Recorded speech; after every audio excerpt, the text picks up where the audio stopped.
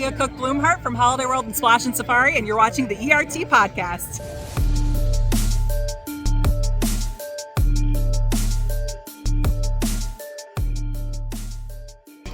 Welcome to Holiday World! We're here with Leah. She's the boss of Holiday World from the Cock family. We're here for the Midsummer Scream event with the Ohio Coaster Club. We are having a great time. Look, say hi to everybody out there. Now we've got somebody famous on the ERT podcast. Coaster Heat crew here at Holiday World. Come ride the Voyage, one of the best coasters in America. We don't know what's going on behind that fence, but maybe we'll find out someday. Thank you to Holiday World. Thank you to the Ohio Coaster Club for this event. Come see us at Holiday World. Best park in the Midwest, y'all.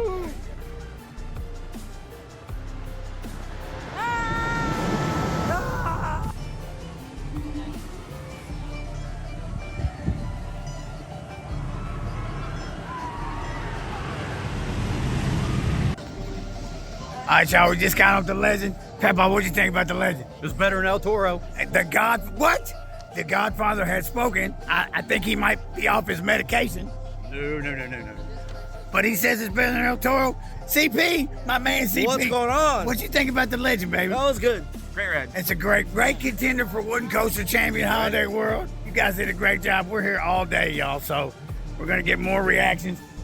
Meemaw, what'd you think about the Legend? I loved it. It was absolutely wonderful. See, it's a good coaster, y'all. It's a good contender. The bee is sick. She doesn't like the Legend, but we'll be here all day. Another ride. That was the Raven. Still better than El Toro. What?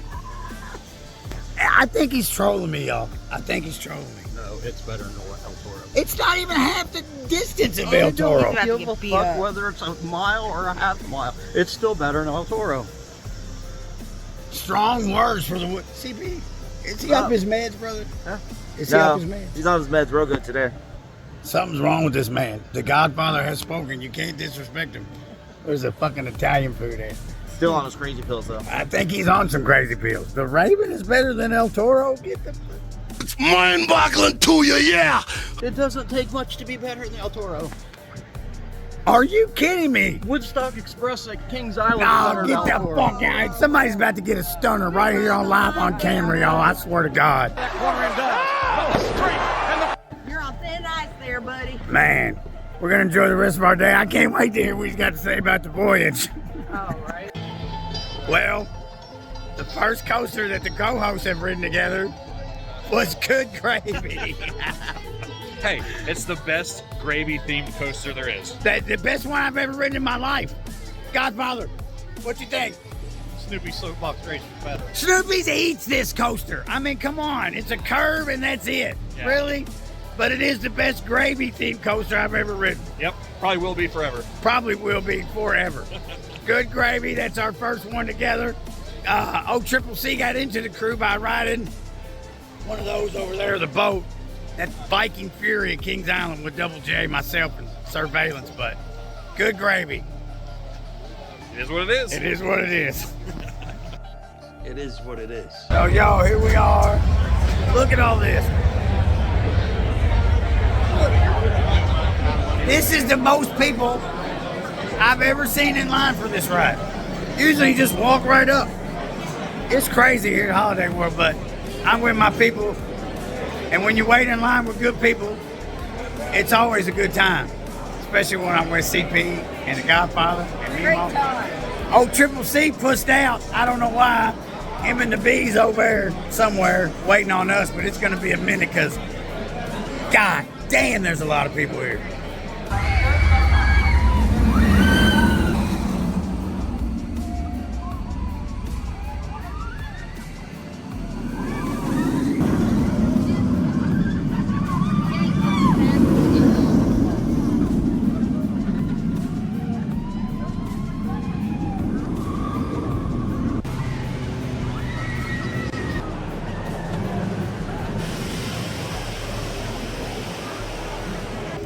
Look at that. Look at this. What'd you think? I liked it. Yeah, it was good, ain't it? Yep. About that fucking launch, huh? Yep. And now for my guy right here, shares the number one What's coaster up? with me. What'd you think about that? That right great. there. What'd you think about that? It's great. Not as good as Gatekeeper, but it It's was not good. as good as Gatekeeper. Gatekeeper's still my number one, but that is a hell of a wing coaster, y'all. Right. Great launch, good near miss elements, the helix at the end. And the freaking hang time. What'd you think? Oh, you pussied out, didn't you? That's right. Not feeling inversions today. It's not an intimate, so he couldn't feel it, but this guy right here liked it. Yeah, it was good. He liked it a lot. Yep. What do you think about that launch? The lunch was amazing. Absolutely. I wasn't ready for that. Absolutely. So here we are, Holiday World. We got one more to go. Are you pussing out on that one? No. Okay. We got one more to go, but we're going to be here all day, so we're having a great time. Wish y'all was here with us, man.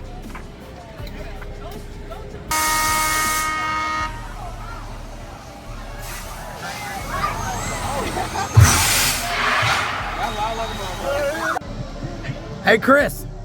Yeah. Would you like to ride the carousel? Would I?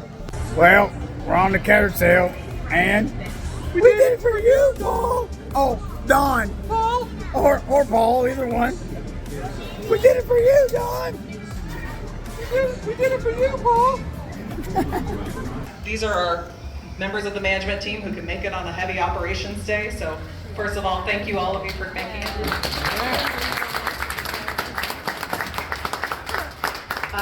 I'm Leah Cook Bloomhart. I'm a fourth generation owner, but I'm also director of communications. I'm your person for the day. But for each of you, I'm going to ask you, introduce yourself, your name, what's your title, what do you do day to day, and what's your favorite part of the job? All right, my name is Matt Eckert. I'm the president and CEO of Holiday World Splash and Safari. What were the other questions? What do I do on a day-to-day basis? We do something different every single day. Like, it just depends on what the day, what the weather brings, what the crowd brings, what time of year it is. So I love it when, in the off season, people say, "Oh, well, you guys aren't really that busy." We're probably busier in the off season than we are when we're actually open, which is kind of hard to believe, but it's just a different kind of busy every single day. What I love most about the job is I love that I love the people, and I love that we are a family-owned park, so we don't live under that corporate umbrella. Yeah. So the team that you see standing right here and a few others, we're able to make decisions on a very quick basis, on a very snap basis. So we don't have to run things up the ladder. We can sit around the table and say, "Hey, we are the ladder, right? We're the rungs right here." But we can sit down and whatever problem we're facing, and we can solve it and make a decision and move forward, knowing that we're doing what's in the best interest of our guests, and that's what we do every single day. Good afternoon, everybody. My name's Eric Snow. I'm the Chief Marketing Officer here. I started in 1998 as a ride operator when I was 16, and fell in love with the industry, fell in love with Holiday World, and here I am today. On a daily basis, I oversee our marketing, communications, sales departments, as well as special events and entertainment, and get to have my hands in all kinds of other fun things here at Holiday World. Favorite thing about Holiday World? Well, Matt kind of stole it. I was going to say we have no corporate overlords.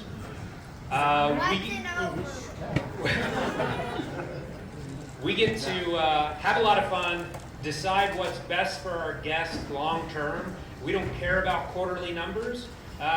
We want to create an experience that everyone loves and wants to repeat, which means we get to do fun stuff like Good Gravy, a gravy-themed roller coaster, and fun, goofy stuff that some corporate parks would never even dream to do. But we love to dream, we love to make it happen, and Holiday World's a great place to do that. Hi everybody, I am Laura Snow and I am the Chief Financial Officer here, so I do care about the quarterly numbers. So I lead our accounting department, IT department, and our projects and planning departments. And I have been here almost 11 years full time, but when I was in high school, I was a ride operator here for about 4 or 5 years, so I started seasonally. And my favorite thing about working here, this is going to be a theme, I think, but it's definitely the people. We work with some really smart, hardworking people, and it makes coming to work every day a lot more fun. Hi, my name is Lori Gogol, and I am the Director of Attractions. So I get to every day make sure that all the fantastic attractions that we have here at Holiday World and Splash and Safari are running and running at peak performance for all of you. And I get to oversee all that staff, which I love. I started in 1994 when the water park was 1 year old. I hope that wasn't a trivia question. Okay, good. I started in 94 as a lifeguard, started seasonally, and then started full-time in 97, and this is where I still am, and love every minute of it. What I love about the job, unlike Matt, he works hard in the off-season, I play a lot of solitaire. Just kidding. Don't check the history on my computer. Laura, you're in charge of IT. Okay.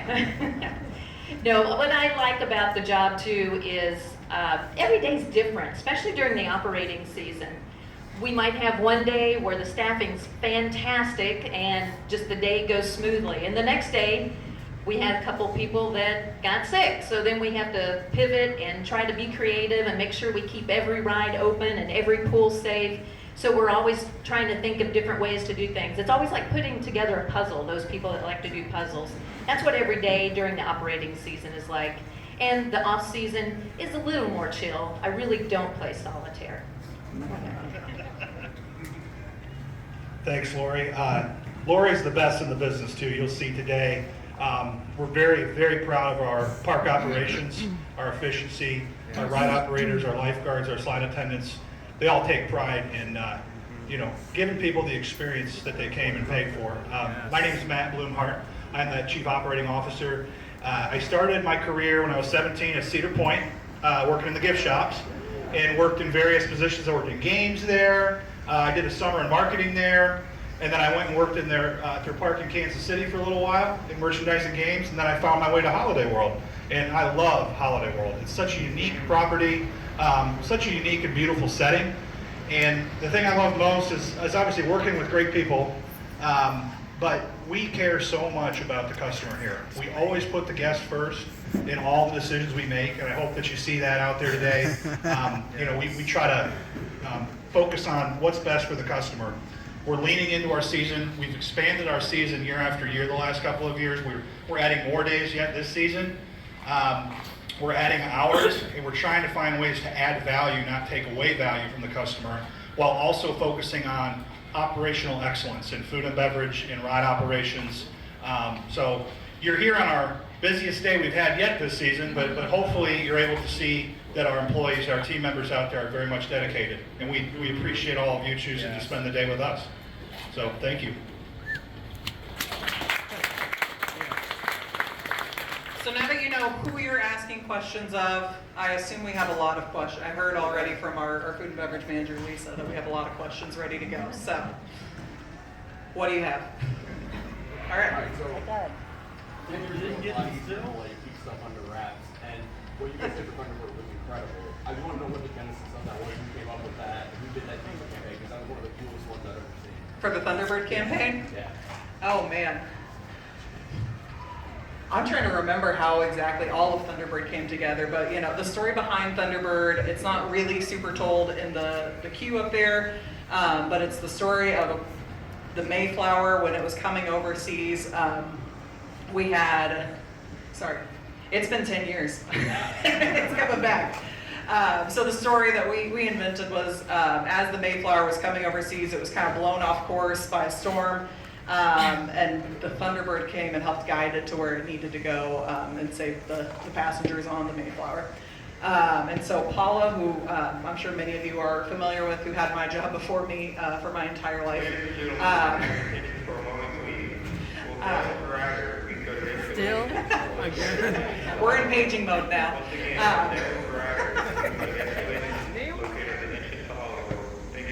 But it definitely was an easier time to keep things under wraps for sure. So we opened up, did we open up a separate corporation to hide the name, to get the trademark, go out ahead and make that happen? We opened up a separate corporation that I think one person found the actual corporation and found that it was under my name because I had, I think we used a name that I wanted to use for it. I was upset, I'm still obsessed with the Lost Colony, and so I wanted to have something related to that. There's not a lot of meat to that story, so it didn't pan out very well. But we put it under my name, and somebody actually found it and found the name and figured out that was a wing coaster like the night before and sent it to us. And I was impressed with their sleuthing, but we did a full 66 days at sea campaign because it was the Mayflower was at sea for 66 days on its way over. Where some days had some really deep and awesome clues, and some days had absolutely nothing that drove the enthusiasts batty. And we had a ton of fun doing it, if I'm being honest. And yeah, I got to write some blog posts in the middle and really stir the pot in the middle of it all, so we had a blast. Is there anything I'm missing from that campaign? All right, what else do we have? Back here?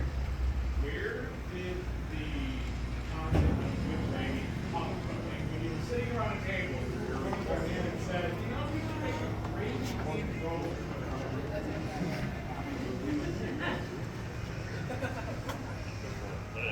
Well, we have a fun team.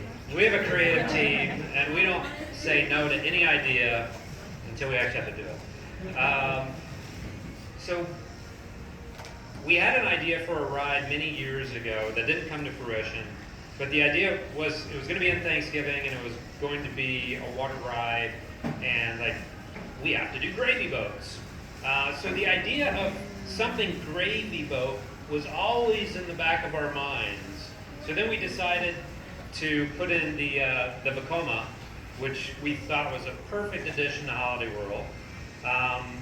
That little bitty gravy boat in the back of our mind just kept floating to the top, and eventually we said, no, this is not too goofy. Nothing is too goofy. Let's go ahead and do it.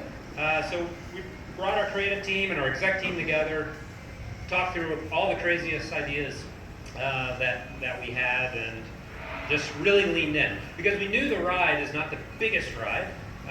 You know, everyone likes to be big and better, and Yeah. so we knew it wasn't the biggest, it wasn't breaking any records, but it was going to be a really great ride for us. So to get additional attention and traction, we had to lean into Goofy. And I want to add to it that I know I saw plenty of feedback the day we announced it, the name Good Gravy. They felt like we missed an opportunity to call it the Gravy Train. We felt like that was a little too money, a little grubby sounding, so we liked Good Gravy. And the gravy boat we felt sounded kind of like a water ride, so that's how we landed at Good Gravy. I have yet to attend it, but I understand you're getting great reviews on your Friday night live events in October.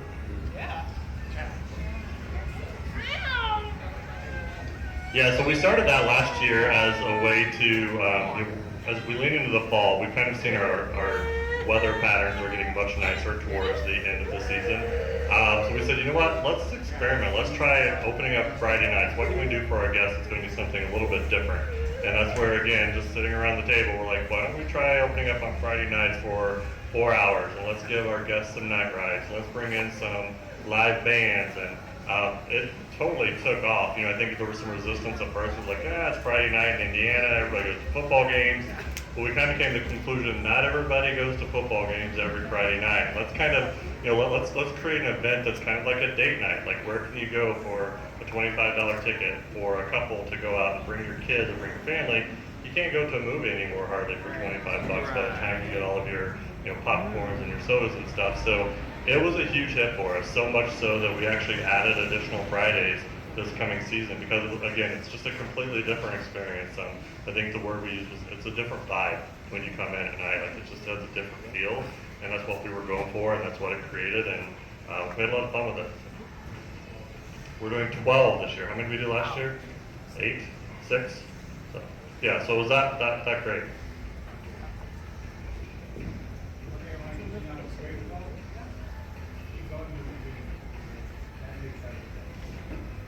So he was saying, keep going with the theme on Gravy Boat. That's what I tell people all the time, is Gravy Boat is, to me, or Good Gravy, is not just a ride, it's an experience. Like, from the time you step into the station until the time you get off of the coaster, like, you've got a full experience there. Just going into Grandma's house, and it brings back so many memories and nostalgia, like, it totally changes your experiences. All right, this young gentleman right here. Why did you choose wear your mask? God says it's God.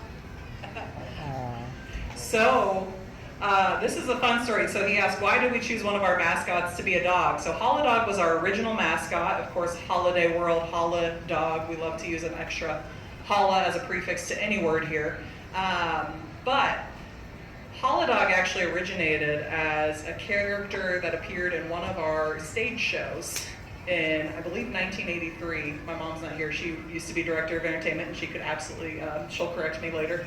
But he appeared in one of our shows as kind of an off-brand Snoopy, believe it or not. And so we had somebody who got a little creative and turned him into Holodog around the park. And eventually we took him to a proper costume designer, had him rebuilt and done as Holodog. But that's how he began. He was part of a show, just as, like I said, knockoff Snoopy. But obviously he now has his own personality and look. This one's gonna be you. So he's asking, how long have we been working on track for the voyage? How much has been replaced and how much is left to be done? That's a great question. So a handful, I want to say 3 years ago, is when we really leaned into retracking the voyage. We actually took, a couple of us took a trip to Cincinnati. We were going to look at the dorm at Kings Island because we were talking about building employee housing because like all parks, we had struggled with getting enough staff over the last decade. So we did build a dorm, wildly successful, and now we have plenty of employees to run the park. As you can see, everything's open. But we went up there to look at that, and we also took some of the maintenance crew that works on the wooden coasters, and we stopped by Gravity Group because they said they had this new track they wanted to show us, and they took us over to Kings Island and showed us their vertical pre-cut track on the racer. Kings Island was gracious enough to give us a tour over there as well. And so I want to say that was 21. So I think we started installing the vertical pre-cut in 22. And basically in the past 3 years, we've gone from the top of the lift all the way to the mid-course brake run is all brand new track, except for a small section in the Spaghetti Bowl that was done 5 or 6 years ago. So it's pretty much a brand new ride through the mid-course brake run. And then we also, in that time frame, did the final turn, starting in the tunnel down here, the final turn all the way through the brakes and into the station. And the rest, all that return track has been done in the last 7, 8, 9 years. The typical rule of thumb for a wooden coaster is you want to have a new coaster track every 10 years, essentially. So you're kind of aiming to, if you're doing it right, you want to replace around 10% on average a year. We've done a lot more than that in the last handful of years. We have over 13,000 linear feet of wooden roller coaster track here, and we have consistently been replacing a couple thousand feet, for the last couple years. And then we've also done not just work on the voyage, though. We've done a substantial amount of work on the Legend, and we've done some work. If you've ridden the Raven today, I think you guys got the opportunity to do that this morning. From the top of the lift through the first tunnel is all vertical pre-cut track as well. And we're looking at, there's some other areas on the Raven. Raven out of our 3 has the most opportunity for, improving the ride comfort. Absolutely. And so we're focused on some things we're going to do on that this coming off season. So great question, appreciate you asking it. But yeah, we think the Voyage is the best wooden roller coaster in the world. Absolutely. And it's definitely the smoothest.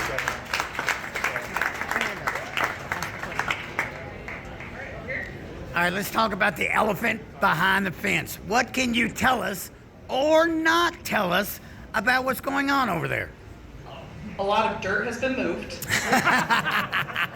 I don't think anything remains of the original attraction, Raging Rapids, over there. Anything else I can share right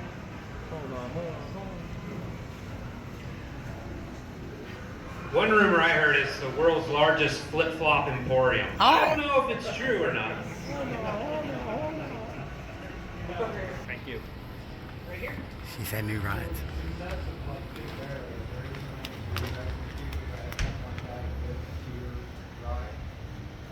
I'm going to say what I've always seen Tony Clark say, we're never done building coasters.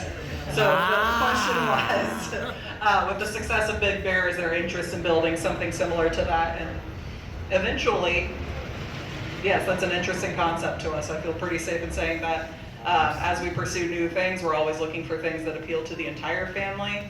We're historically a park that has done well with young families and not as well with older families. So that's always going to be a market we want to serve. Right here. On the train, I saw elephants behind the bed. That's what they asked a little bit ago, Jack. They couldn't tell you much. Elephants behind the fence. Oh, that, yeah. We're talking about the elephant in the room. What's the elephant? That's an expression for something that nobody wants to talk about. That's a great question. Right here? Hollywood Heights. Yeah.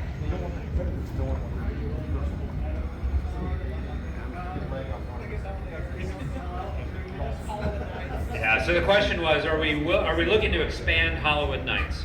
I will say, in short, not really. We want that experience to be great for you. We also want the experience to be great for staff as well. So in 2020, we had wide open, anyone who wanted to come, and it was a madhouse. And we realized immediately, this isn't the event that we want.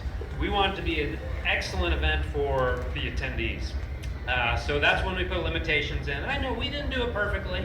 We still aren't doing it perfectly, but we're trying to find that right mix of how do we limit the event and give a fair shot to everybody.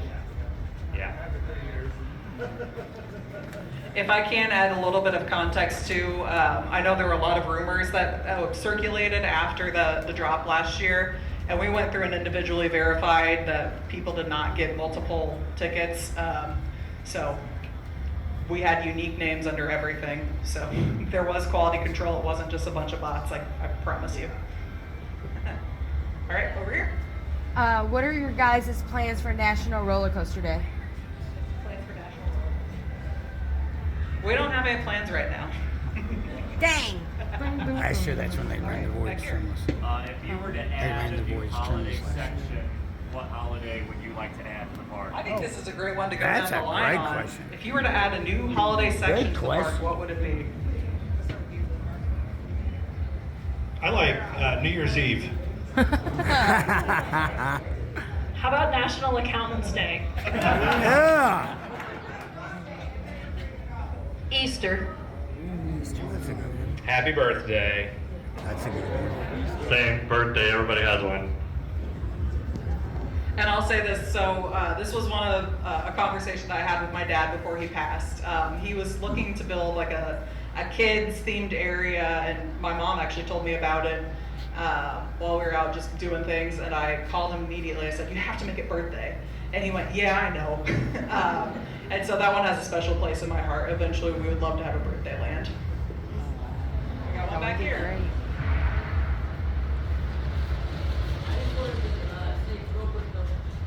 I think it's like, I come here, try to at least come here once every year. You guys do an absolutely phenomenal job keeping the park nice and clean, tidy. You know, this is a fun experience. It's never too like, your boys always like really busy and truly right side. I always feel like, can't quite get to all of it. But it's love the vibe, like a small park, family owned. This is now it's corporate, you know. But just one question. Are there any plans to expand areas other than Thanksgiving?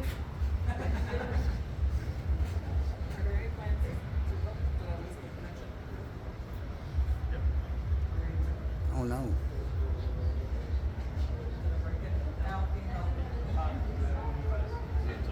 What we'll say is the flip-flops on the fence over here are red, white, and blue. 4th of July. 4th of July. Surf's up. Surf's up.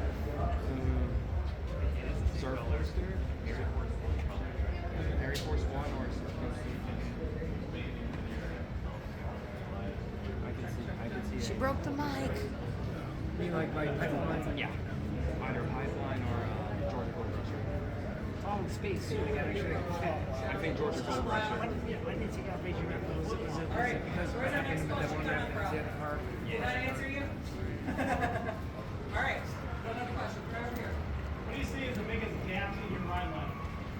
Biggest gap in our ride lineup. Well, I would say before, if we put good grading, it's definitely a family coaster. But again, you know, we want to keep leaning into things that people can do as a group. You know, we were really pleased with B&M adjusting their height requirement Did you on hear some that? other wing coasters, including Thunderbird. It allows that ride to be approachable for a larger segment of our guest population. So I think we look at a lot of things, but one of the things we do look at is, what percentage of our attendees can experience an attraction, so that we're not limiting to it. We want things to be accessible. We look at our water coasters. They're all entered by ramp. So anybody can experience those attractions. You don't have to climb 100 feet in the air. You start at the bottom level and it's full circuit. It's a lot more expensive to build it that way, but it's intentional. I don't know if that answers your question, but there's always things we want to add. I'll also say that we have a young kid right now who's 1.5, and we've definitely noticed the gap. That there are plenty of rides that we can put her on, but she's not quite mature enough to just leave her in the seat of something. Oh, are we back? We're back. Magic. Why do people let me touch a microphone? I don't know. So we've noticed a gap with just our own family experience that, we've got an 18-month-old, so she can ride some things with us. Most of those things she doesn't really like right now, which is concerning, but we'll get her there. But anything she has to ride on her own, she's not going to do right now. So it's a pretty small gap, so I'd like to see us expand that eventually. There's one thing I would add too, and we've kind of learned, as the Indiana summers have continued to get hotter and hotter, having those spaces that are conditioned, like Gobbler Getaway, like having a place to kind of get away from the heat is important. But we've also recognized that it doesn't necessarily have to be a ride that's indoors. It can be something like Good Gravy that has an air-conditioned queue where you can still step in and get out of the heat for a little bit and just kind of like recollect yourself. So I think as we continue to grow, we're going to look at more opportunities along that line to kind of make it more comfortable for our guests. You know what else is air conditioned? A flip-flop emporium. If you've ever been to one. We did used to have a pillow factory on site, so fun facts about Holiday World. All right, over here. Have you looked at expanding your zero sugar soft drink varieties? Have we looked at expanding our zero sugar soft drink variety? Great question. I think it's something that our food and beverage team discusses. I'm looking at Matt because you're over operations. I think it's something that gets discussed every year, but unfortunately the things that move, we kind of follow where the cups go. And right now where the cups go is mostly through the high sugar everything, and so then those lower sugar options just don't get the love. So if you go out there today and you really want to see more zero sugar options, go get the zero sugar option that they have and encourage it. Zero sugar tea. Oh yeah. Okay. We'll pass that along. Back here. We're just curious what you did with all the antiques that were in the one building. You go up and down the aisles, Yeah. So my grandmother runs the Santa Claus Museum and Village. That's actually just right around the corner from here. It has a lot of the antiques. They've got a lot in storage because there's not a lot of space there, but they've all been preserved and they're all in storage and they didn't go anywhere. We're protecting them. Any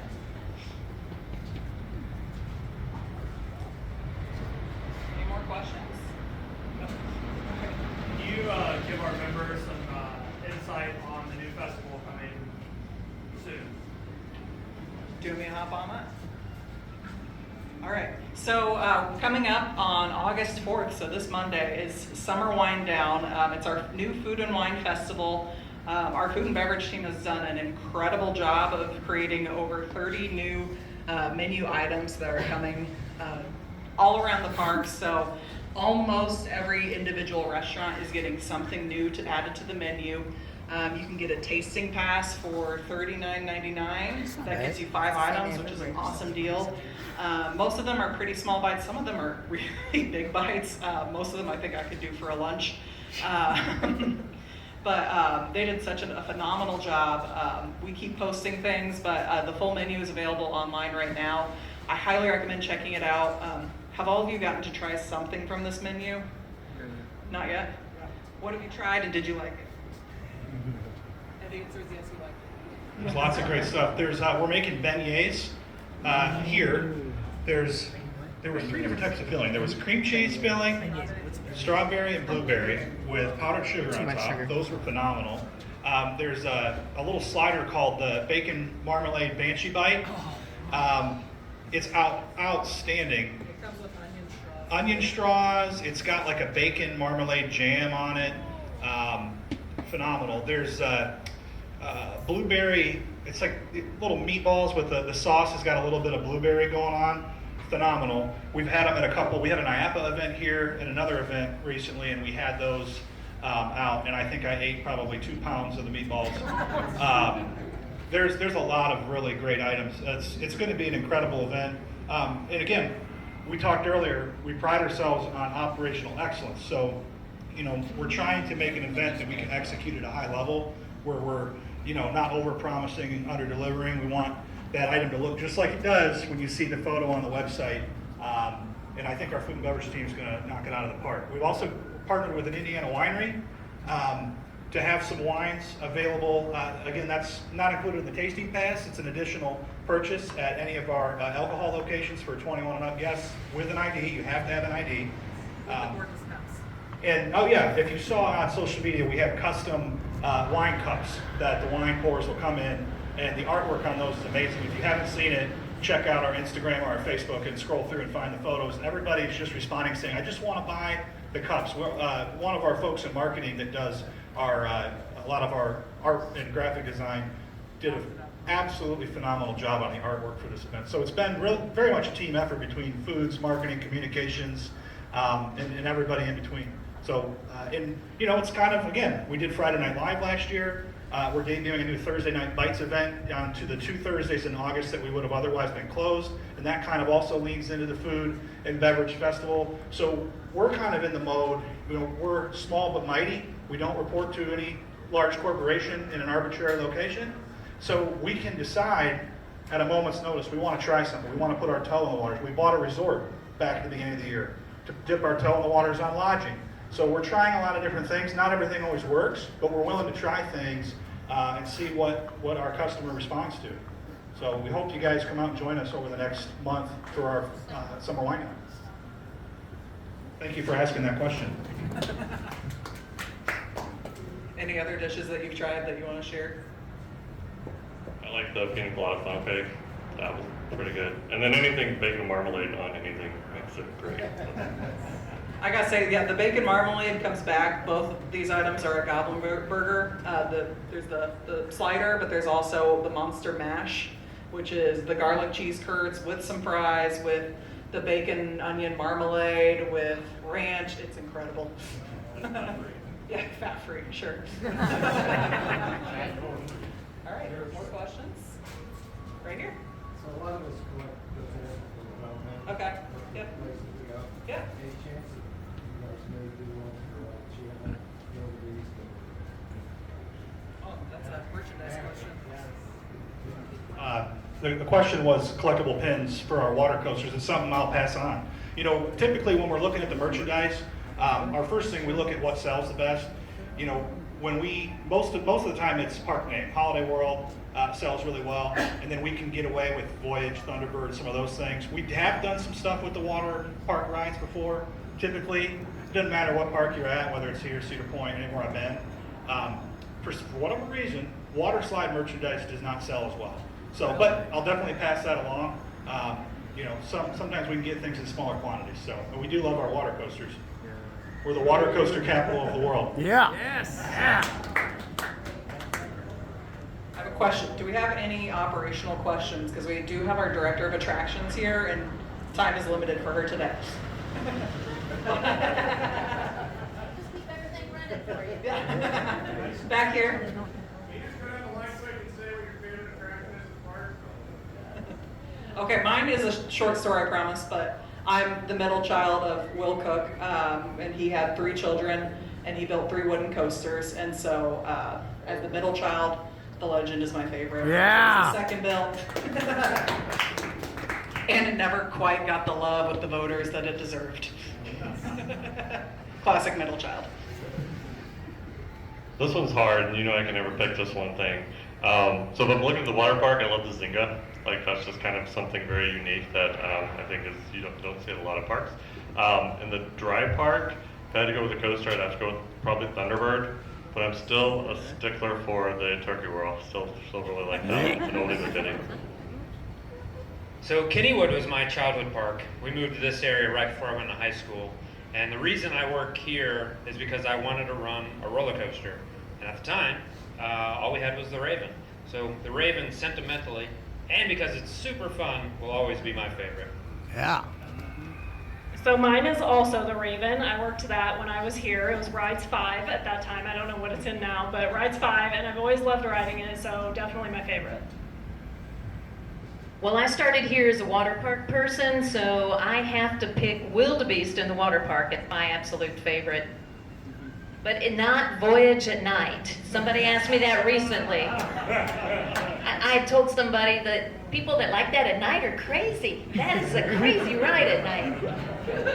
And Lori has no problem climbing to the top of the 173-foot lift hill on the Voyage for training and everything for her team, but she also likes riding the Voyage, just not as much as climbing the lift hill.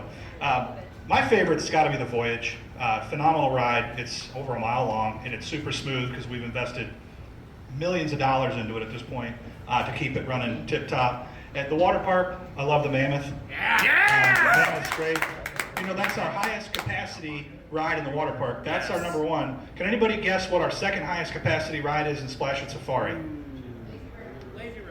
Well, I'm not counting, we consider those passive capacities. We don't count how many people go in. Cheetah Chase. No, Cheetah Chase is decent. It's up to top 5. And the second highest is Jumbo Racer. We're the only park in the world that has a 10-lane mat racer. It's the only one. Pro Slide? Pro Slide mat racer. All right. Outside of here, though, my favorite coaster outside of Holiday World is Magnum XL 200 at Cedar Point. Oh! Like, I think it's the sixth car, first row.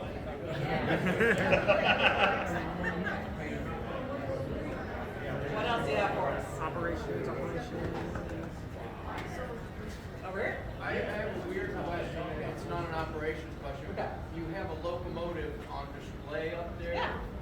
Was there a train ride here that got full? Yeah, so that was the Freedom Train, originally the Santa Claus Land Railroad train. So my great-grandfather started Santa Claus Land in 1946, and I don't think that it the Santa Claus Land Railroad opened in 1946. I think it was 1947, but it ran from 1947 to 2013. And at that time, our maintenance team was put their hands through the engine and decided that we couldn't. Yeah, literally did. And so we decided that it was just beyond repair at that point. There were a lot of pieces that we had been kind of cobbling it together for years, and we decided it was time to give it a graceful retirement at that point. So we put it on display, painted it to its original colors, and put it on display in front of the Liberty Bell to give it its proper retirement. But the path of the train, we have a chance train as well. That's in roughly the same spot. Yeah, the path of the train is still the same. The sculptures along that path are still the same nursery rhymes still being told that we were telling in 1947. I saw a hand over here.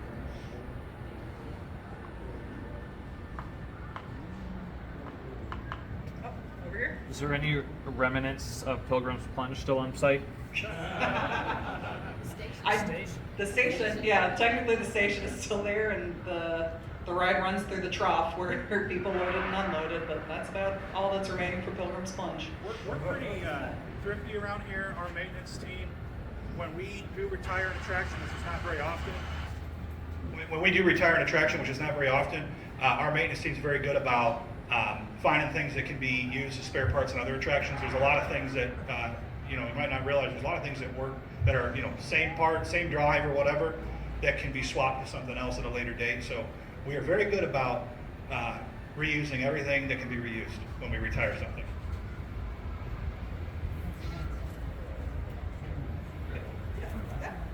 So, why would you guys have the best drone show I've ever seen? Thank you. He just said we have the best drone show he's ever seen, so thank you. Yeah.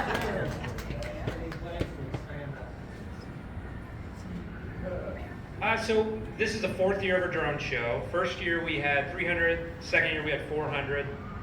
Last year we had 500. This year we did 500 again and added some onboard pyro. We really feel like 500 drones is a great mix for us. It allows us to do big animations and have great transitions.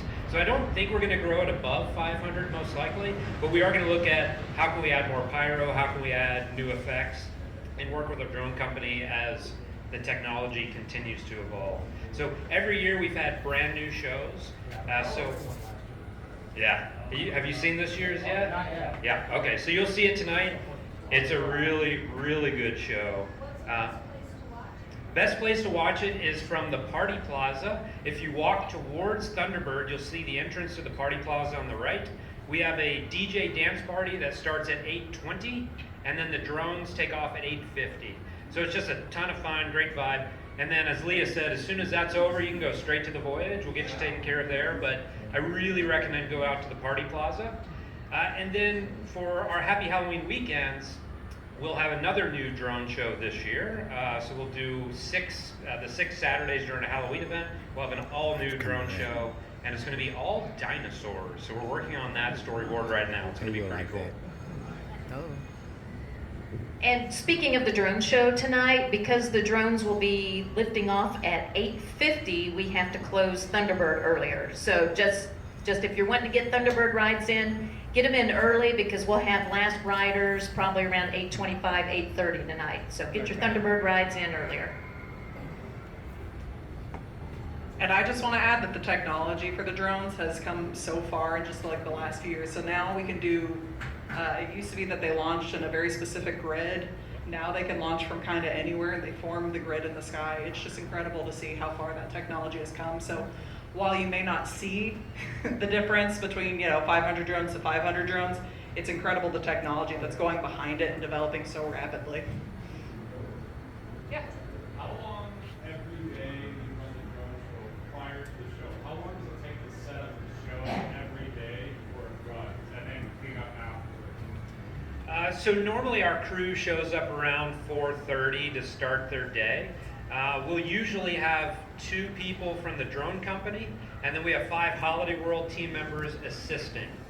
Those team members are putting out all the drones, plugging in batteries, helping them troubleshoot, and then during the show they go out and they're spotters to make sure that no one goes into the area that shouldn't, but also make sure that all the drones are flying appropriately. If one goes down, which does happen about every night, at least one, and we can spot them and find them after the show.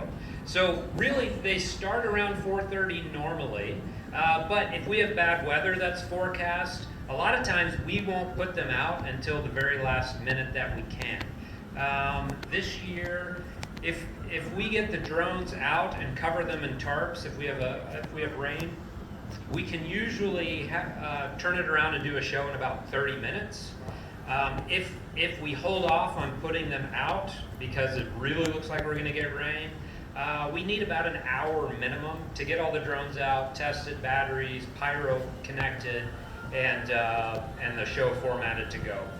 So that's a huge improvement over past years. Leah mentioned the gridless technology now makes it so much easier. In the past, we had to have this specific drone has to go at this specific dot in the field. Now we just put them out in a grid, the computer programs all of them on the fly, and we go. So it's pretty fast turnaround now.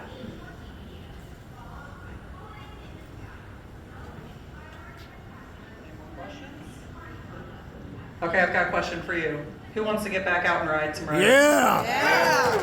Well, thank you so much for attending. Again, don't forget, where are you going immediately after the drone show? Oh. We'll see you later. Thank you.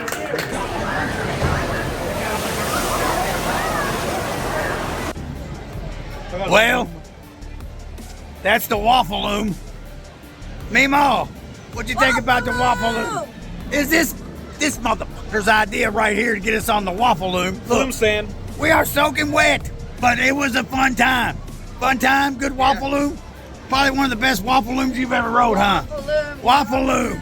It was dope. It was really dope. Frightful Falls, Holiday World. Waffle loom, baby.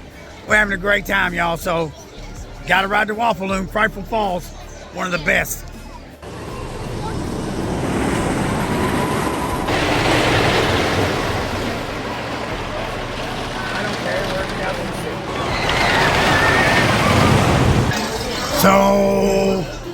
that was the voyage. What do you think there, Godfather? The beast has been dethroned. The beast has been king dethroned, he said. Can you believe that? For more than 40 years, that's been his #1 coaster. His zero coaster. The gatekeeper to him. And now the voyage is better for the God. Look at the look on his face. Absolutely. Look at the look on his face. This thing never lets up. It never surrenders. Triple C. Let's do it at night. Let's do it at night, baby. Hopefully I got some more battery for the night rides, but I don't think I will. But I got his first reaction, y'all. I got his first reaction. We'll take him on my phone. I'm telling you what, this experience, riding these rides with the Godfather Triple C today, it's been amazing. Thank you for everything, Holiday World Greater Ohio Coaster Club. You guys got to ride this. It's one of the best coasters in the fucking world. Tonight we're going to rule. Tonight's going to be badass.